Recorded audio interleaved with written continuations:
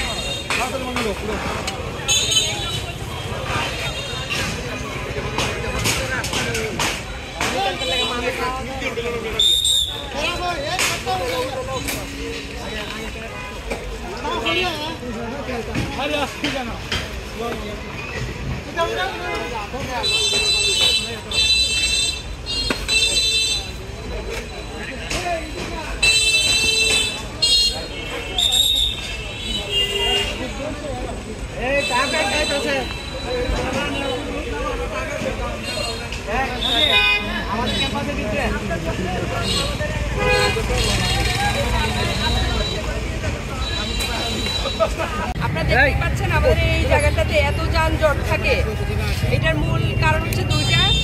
একটা হচ্ছে গিয়ে আমাদের এই রাস্তার উপরে সব ফুটপাত এবং মানুষ ফলের দোকান বা বিভিন্ন দোকানপাট দিয়ে বসে আছে, যার কারণে আসলে গাড়িগুলো রাখার জায়গা নাই, যার কারণে রাস্তার উপরে গাড়িগুলো চলে আসে আর যানজট হচ্ছে।